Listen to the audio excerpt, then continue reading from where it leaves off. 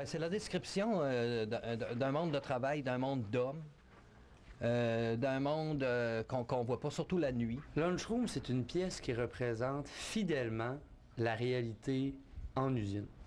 Parce que le gars qui l'a écrit a travaillé dedans. Ils m'ont téléphoné pour rentrer mercredi de jour, j'imagine qu'ils t'ont appelé avant. Ah ben, j'étais pas chez nous mercredi. Bon, ben, si t'étais pas chez vous, que je t'entende pas chialer, c'est clair? Ouais, des fois, je suis chez nous, puis le téléphone. En fait, Lunchroom, c'est une histoire de cœur, tout simplement. C'est une dramatique avec des éléments comiques.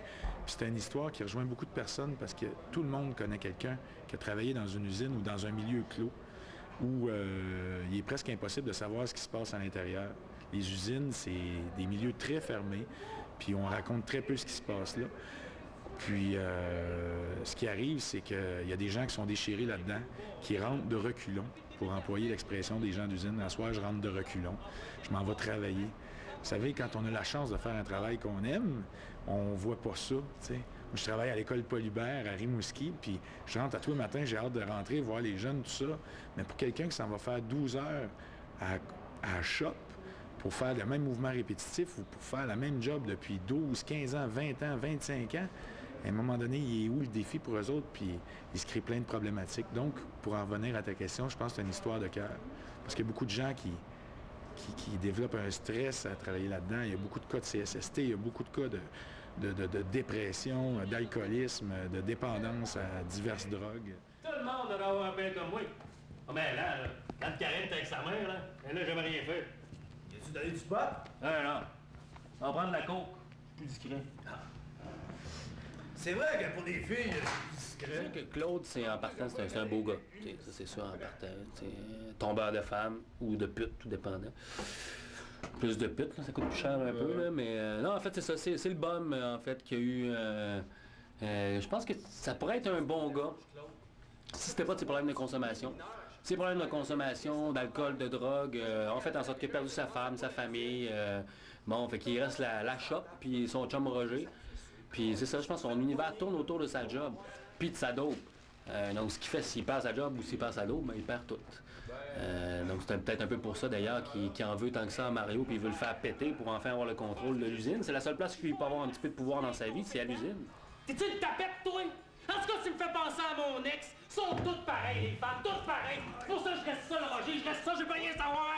Surtout que t'as une idée, une vision positive. Tu sais où tu t'en vas, là, hein? Mais non! Mets tes gestes en tête! non, Claude, là, on n'est pas ici de te dire que t'es un incapable, on est ici de te... Bon, ouais, du fun!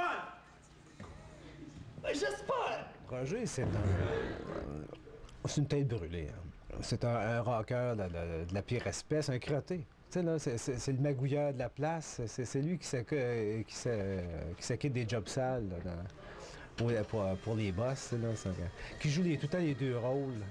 Drogué, motard. Vraiment, là, c'est le bad boy de la place. Va faire ça ailleurs, patin! Ça change jusque dans le laboratoire! Ça t'a pas pour me sentir la mienne. Il ira jamais, toi, hein? C'est mieux faire confiance au gros Mike. Un gars qui a déjà fait faire une dépression à un ingénieur. Un gars qui a manqué nous mettre dans la marde, qui a voulu faire casser les jambes d'un boss. C'est ça que t'aimes, mon Lévesque, hein? Lévesque, c'est... en fin de compte, c'est un bon travaillant, sauf qu'il y a peut-être une faiblesse au niveau de... étant donné qu'il n'y a pas de pouvoir, un peu comme Claude, mais c'est parce que lui, il s'aligne avec des gens pour avoir ce pouvoir-là. Donc, il est le deux faces de la gang. C'est le gars qui va aller dire à un groupe, regarde, telle chose arrive, puis là, il va se virer bord, va aller dire à l'autre. Puis dans tout ça, par contre, il y a un grand désir de bien faire son travail. C'est vrai que des fois, je parle trop puis que je dis des niaiseries. Moi, j'aime ma job, je vais faire comme du monde. C'est correct, ça? C'est correct! Je te demande juste de venir me dire la prochaine fois qu'il y a quelque chose qui ne va pas dans l'affaire. Régent, c'est l'employé qui a été suivre sa cure de désintox, a essayé de s'en sortir. Mais qu'est-ce que tu veux? C'est un lâche aussi, un paresseux, un sans-cœur. J'ai une femme puis 2 enfants, moi. Pensez que c'est le fun pour eux autres d'avoir arrivé leur père bien sous, bien gelé? Ça va pas long, mon Claude, toi aussi, hein, tu vas devenir peut-être opérateur à un moment donné. Puis peut-être bien plus vite que tu penses à part de ça. Est-ce quelqu'un qui parle de s'en aller? Pas supposé en parler, là, mais... me fiez à vous autres? Promis. Voyons, tu me connais, boss. Normand, parle de lâcher la rotation des 12 heures pour s'en aller la semaine de jour au shipping. Ben, moi, je joue le rôle de Fauché, qui est le superviseur, c'est-à-dire un peu lui, le foreman, comme on dit en bon français. Et c'est lui qui dirige les troupes, hein, finalement. C'est lui qui mène ça un peu. Mais évidemment, toujours en conflit un peu avec tout le monde à cause du syndicat, puis tout ça. Quand il a décidé de l'envoyer, Mario était encore ici à l'ouvrage.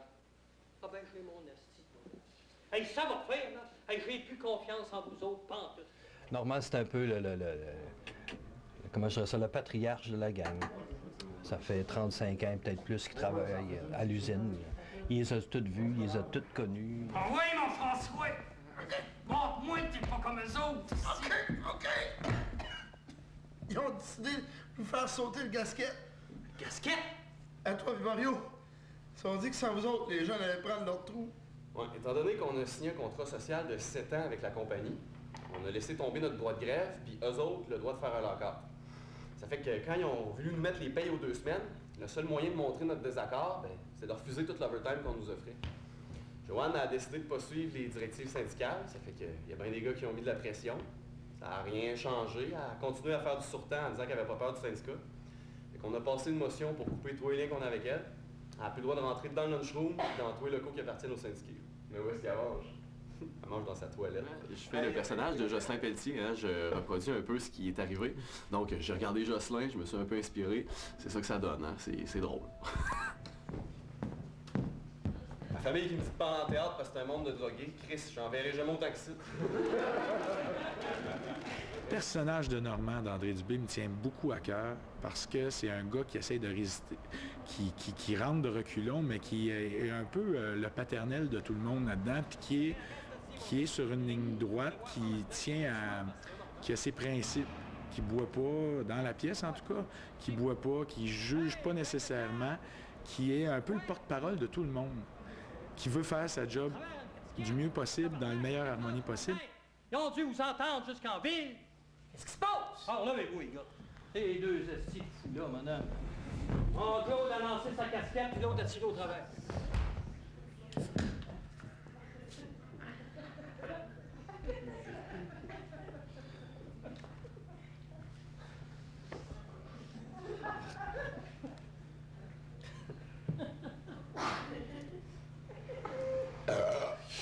Mais il y a aussi le personnage de Roger que j'aime beaucoup. Parce que Roger, c'est le personnage qui prend un peu de drogue, qui est le fun. Il est funné, Roger. On peut avoir du fun avec. Mais il fait venir des escortes, puis tout ça. Mais j'ai travaillé avec des gens comme ça. Moi, j'ai fait 4 ans à l'usine, évidemment, quand j'étais plus jeune. Puis des Roger, il y en a eu plein qui ont travaillé avec moi, qui prenaient de la drogue, tout ça, mais tu pouvais avoir du fun avec eux autres. Mais des fois, ils dépassaient la limite. C'est tout, tu sais. Il y a un collègue de travail à mon père hier qui me disait justement, écoute, Jocelyn, on a eu du fun en maudit aussi à l'usine, là. Moi aussi, j'ai eu du fun en 4 ans, là. C'est sûr qu'on a du plaisir.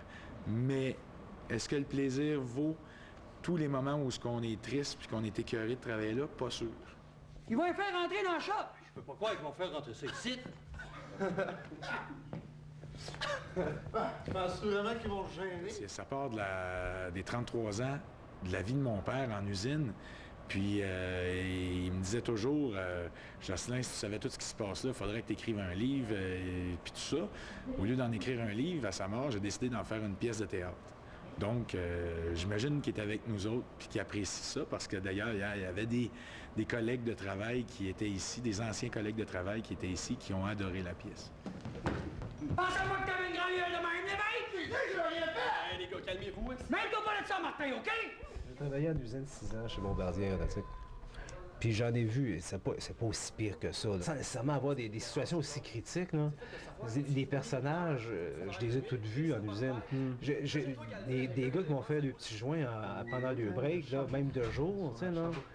Puis qui pensent qu'on ne sait pas. Quand tu viens fumer un bat, puis que tu rentres en dedans, ça sent, hein. Québécois puis le gars du Texas. Québécois, il dit, moi, le matin, quand je me lève, je prends mon tracteur. Je m'en vais au bout de ma terre. Puis quand je reviens, là, il dit, c'est l'heure de dîner. Le gars du Texas, lui, il dit, moi, le matin, le soleil se lève, je prends mon pick-up. Je m'en vais au bout de ma terre.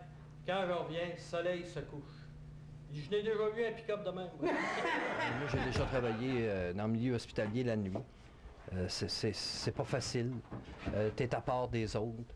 Et la nuit, tous les chats sont gris.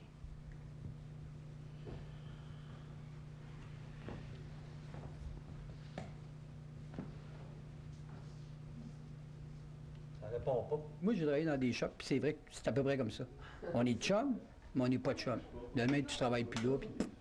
Mais le temps qu'on est là, tu sais, il se crée une énergie.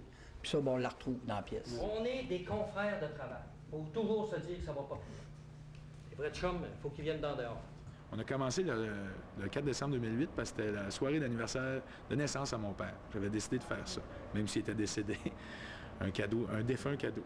On a retravaillé ça, j'ai rajouté du texte. On a retravaillé beaucoup la mise en scène aussi. On a fait d'autres essais. L'année passée, on a rejoué. Mais cet été, on a joué à Rimouski, puis on a vraiment voulu donner le maximum de ce qu'on pouvait faire pour arriver ici. Je vous dirais qu'après Québec, après qu'on ait fait 2 soirs au Cégep Sainte-Foy, au mois de février, on a décidé là, vraiment de donner la gomme pour améliorer le show, puis pour que ça soit plus que du théâtre amateur, que ça devienne professionnel. Puis vous savez, ce qui me fait le plus plaisir, c'est de voir des professionnels venir me dire que c'est excellent, puis qui sont contents d'avoir vu ça, puis d'avoir assisté à ça, parce qu'il y a beaucoup de professionnels qui étaient là hier. Ça, je suis sur un nuage pour ça. Je sais que t'es bien vu. C'est venir voir un autre public qu'on n'est pas habitué. Puis, veut pas, quand tu es en région, la plupart du milieu artistique se tient là, à Montréal. Hein? Ça fait que de voir ton affiche au Monument National, c'est un des plus vieux théâtres de Montréal, c'est le Monument National. Alors, ben, ça fait un petit velours, ça, c'est spécial. Une très grosse fin de semaine. Écoutez, sur le plan des émotions, là, stress, t'es heureux, t'as pas hâte de sortir pour rencontrer les gens parce que tu te demandes comment ils ont apprécié la pièce, mais là, aujourd'hui, je pense que j'ai plus peur du résultat. Je pense les comédiens rimouskois, on peut être fiers de ce qu'on vient porter à Montréal, de ce qu'on leur a apporté ici. Tous les jours, le monde passe sa route puis il aperçoit notre château sur le haut d'une colline, mais ils connaissent pas. On s'était dit ça va être un point final à Lunch Room en venant ici.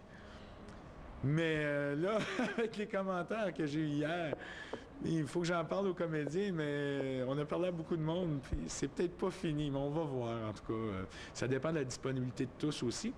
Mais je pense que tout le monde aime venir participer à Lunchroom. Tous les comédiens aiment ça, puis ils se trouvent des disponibilités pour le faire. Fait que je sais pas, ça va être sous quelle forme. C'est une pièce, je pense, qui peut vivre encore longtemps. Puis c'est un sujet qui va toujours être d'actualité. Il va toujours y avoir du monde qui va travailler quelque part. Puis c'est toujours pertinent. Je pense que ça peut durer un bon moment. Ah oui, puis elle peut aller plus loin que ça, même au point de vue jeu, puis au point de vue texte, on peut la pousser encore plus loin. Il y a des jours comme ça, je vous attends pas, mais quand je pense à toi, mon petit cœur en chocolat, des plats poussent autour de moi, j'ai hâte de te tenir dans mes bras. Marcher dans la peau comme un tatou. Encore si tu sais la vie. Déjà connu, lâcher la soupe.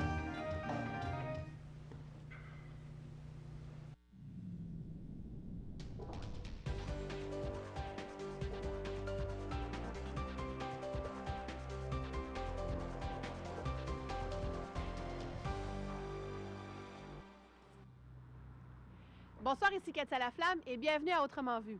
Cette semaine, le Conseil de la culture nous présentait un nouveau guide de soutien à la carrière artistique dans la